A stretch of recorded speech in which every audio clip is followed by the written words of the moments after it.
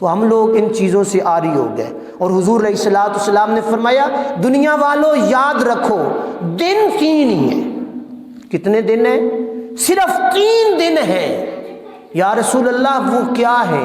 فرمایا ایک وہ دن جو کل گزر گیا، وہ پچھتاوے کا دن ہے، وہ حسرت کا دن ہے، وہ آرزو کا دن ہے، ہائے کاش میرا کل میں یہ کام نہ کرتا، اتنا بڑا مجھے خسارہ نہ ہوتا، یہ کام نہ کرتا تو ایسا ہو جاتا۔ اور آنے والا جو کل ہے، مستقبل جس کو کہتے ہیں، جو آنے والا کل ہے وہ سبق آموز ہے۔ اس کل کے لیے ہم لوگوں نے کچھ کر لیا، اور جو حال جس دن میں ہم لوگ زندگی بسر کر رہے ہیں، حضور علیہ الصلوۃ والسلام نے فرمایا وہ ہے عمل کا دن۔ وہ کون سا دن ہے؟ وہ عمل کا دن ہے۔ اس عمل کے دن میں رب کی بارگاہ میں عمل کر لو، اس عمل کے دن میں رب وحدہ لا شریک کو منا لو، رب کا ذکر کر لو، عبادت کر لو، تاکہ آنے والا کل تمہارا بہتر ہو جائے۔ اور اس کو پھر حضور علیہ الصلوۃ والسلام نے تشبیہ دی، فرمایا ایک وہ دن جو تمہارا پہلے تھا زندگی سے پہلے، اور ایک دن یہ زندگی کا دن ہے، اور ایک آنے والا دن قیامت کا دن ہوگا۔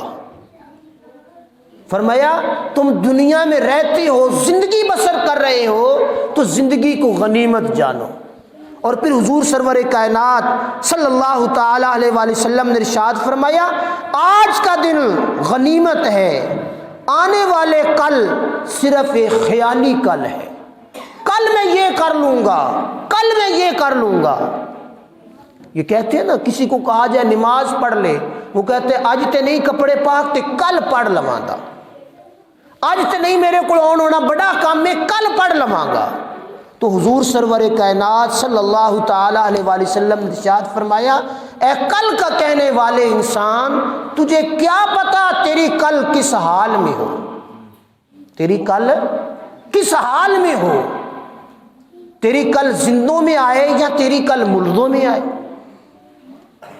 تیری کل بربادی میں آئے یا تیری کل تندرستی میں آئے، تیری کل وہ جو ظلم میں آئے یا تیری کل امن میں آئے۔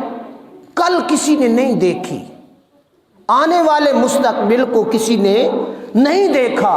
تو حضور علیہ الصلوۃ والسلام نے فرمایا موت ایک اٹل حقیقت ہے، زندگی کو کل پر نہ ٹالو۔ اگر زندگی کو کل پر ٹال دیا تو پھر کیا ہوگا؟ پھر تم نے نہ ماضی سے سبق حاصل کیا، نہ حال سے کیا، نہ مستقبل کی فکر کی۔ تو حضور علیہ الصلوۃ والسلام نے فرمایا وقت کو غنیمت جانو، جو موجود ہے، جو گزر گیا اس کو چھوڑ دو، وہ تمہارا ماضی ہو گیا، جو آنے والا ہے اس کے لیے بہتری کرو، جو موجود ہے اس کے اندر اپنی رب کی بارگاہ میں گڑ گڑا لو۔